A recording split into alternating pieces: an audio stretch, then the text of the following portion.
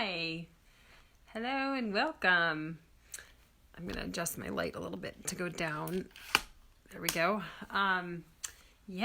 So I wanted to today, and I'm sorry, I'm sucking on a lozenge here to keep me from coughing, or hopefully keep me from coughing.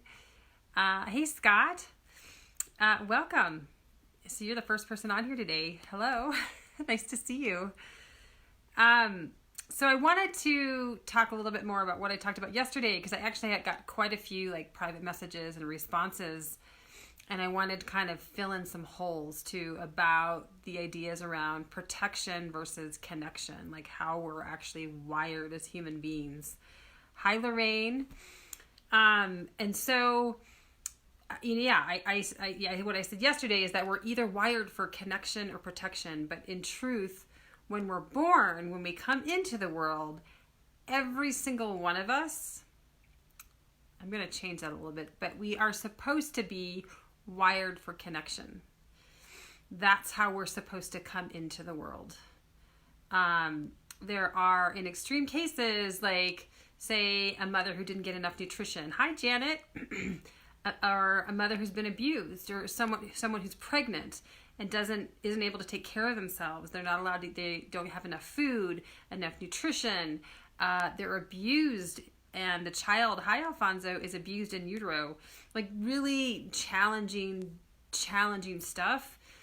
In that case, a baby can be born wired for protection, because their brain is created with this sense of, I don't know if I'm going to make it. I don't know if I'm going to survive. Are there, am I going to get enough food, and am I going to be warm enough? And obviously not cognitively thinking of these things, but the survival mechanisms within the newborn are not feeling secure enough that the environment is going to take care of that child. So it actually is possible for a baby to be born that is wired for protection.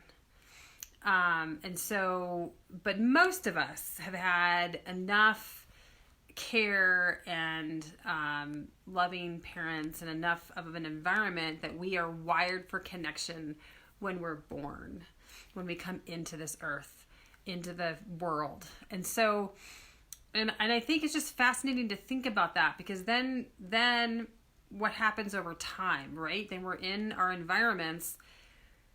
Were we in an environment where we had to cry it out, for example? Like, that's an area where we'll start to feel like we need to protect ourselves because the environment isn't taking care of us, for example. Little things like that. And there's thousands and thousands of little interactions every day that affect how we get wired. And I don't think it's important to sort of dissect all of that. What I talked about yesterday is that, the way I think of it when I'm working with clients is I think of it as a scale, and where does that person fall on the scale? Are they more for being wired with connection or protection? So what is their natural tendency to respond to their environment, and how do they do that? And so that's just it's a super simplistic way to think about things. But I also think it's, I explain it this way to clients a lot, and they just really get it. They really understand what this means and how to think through it. And there's different ways that you can respond to that, actually, because you can start to unearth your history and why am I so defensive in all these situations? Why do I have so many self-doubts? Why does this person bother me so much? You can actually start to think of it, if you're in a protection mode a lot, you can start to unearth all these things and reasons why you are the way that you are. And then the other way to go about it is you can just decide, I don't want to be that way anymore. And you can start to give yourself some new experiences. That's the other way to go about this. I think, so that's one thing to think about. And what I mean by, law of attraction is a really great example of this, of giving yourself new experiences, is rather than sit in the pain of being in protection, is making the conscious choice of, I want to be in connection, and I want to have a more open, caring, loving life. And then you make choices to do that. And you don't, it's not going to be easy just to jump into that. You have to like try and work on it and evaluate and assess what's going on. And it's a journey for sure to be able to do that. But it's definitely something that you can do. And a prime example of that I know that I've done many, many, many times is like if I'm in the middle of an argument with somebody, like, somebody has hurt me or I don't feel listened to.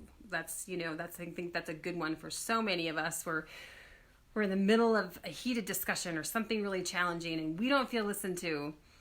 And the way to protect, if we're wired for protection, we're going to be defensive. We're going to talk louder. We're going to maybe do some things that aren't very nice, try to make that person smaller. There's all kinds of things we can do in that dance of communication, right? We can walk away, we can run away, we can slam doors, we can yell.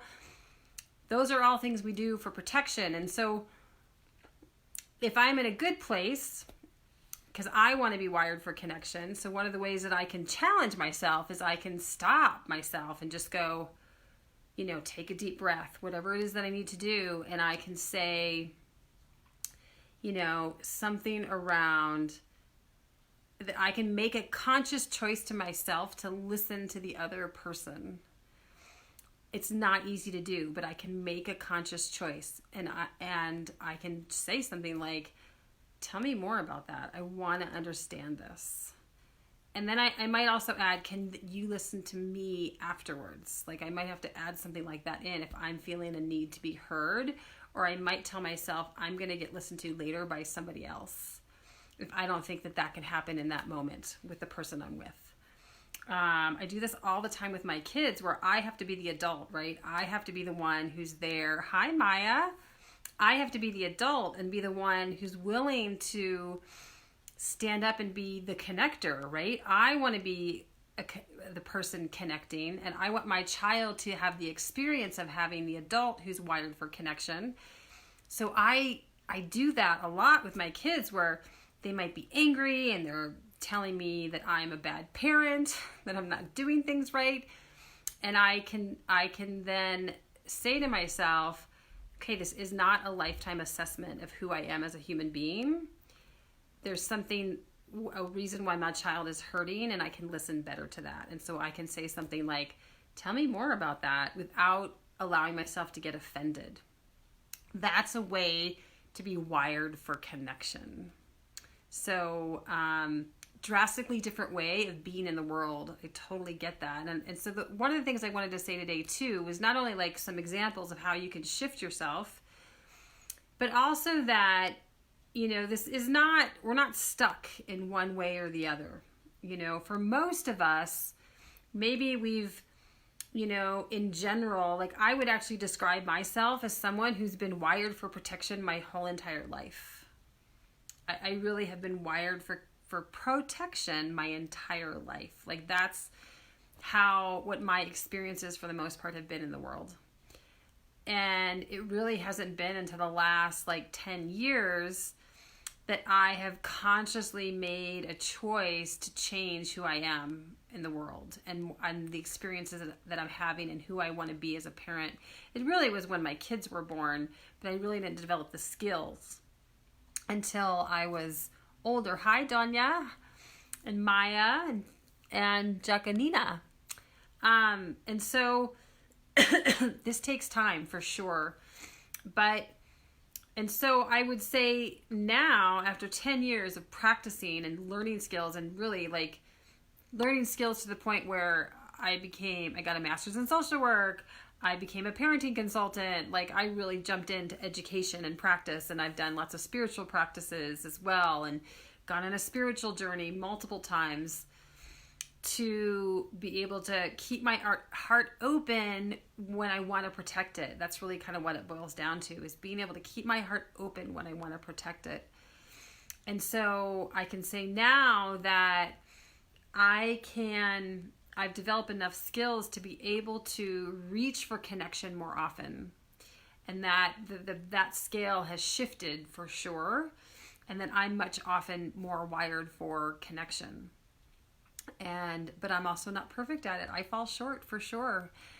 And I will also say that when, we have, there's such a thing as life stressors. Like, they exist and they're real and they're true, and they affect us, and they affect our sense of connection or protection. And so when we're going through something challenging, like a divorce, say someone has an addiction in the family, you have a big loss in the family, for example, a big transition that happens, say there's a financial struggles that are happening in the family, whatever, like there's job insecurities, there's all kinds of things that can be happening that can create life stressors.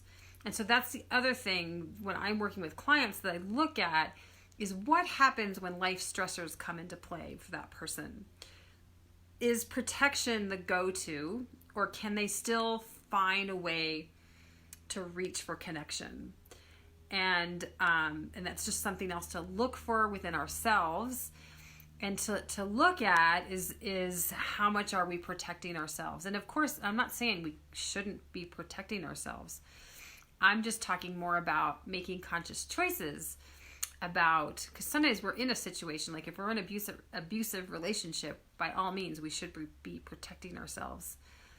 But we also have lots of situations where we perhaps don't need to be protecting ourselves, and we do.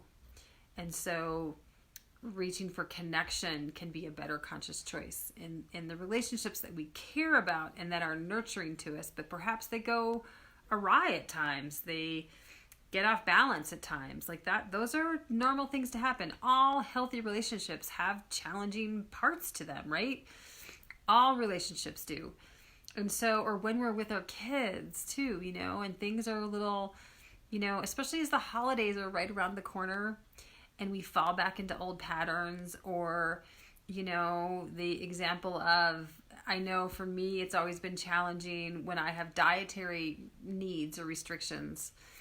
And that's very uncomfortable for my family for whatever reason. And then I go into protection mode for that. Like, because in the communities that I engage in for the most part of my life, dietary restrictions are a normal part of life. It's just like, if there's ever a community meal, we always ask, what dietary restrictions, or if someone has a need in the community and we make them do a meal train, it's always, well, what dietary restrictions do you have? And it's a normal part of our process. And so anyway, something as simple as that, though, can put me into protection mode because I value health and wellness. And when I'm around people who don't want me to value that, that's hard for me. It's really, really hard. So figuring out how to maneuver through that is incredibly challenging. And so, so I just wanted to kind of fill in some of the holes in terms of understanding this being wired for protection or connection, and that it can shift and change depending on the stressors in our lives and what's going on.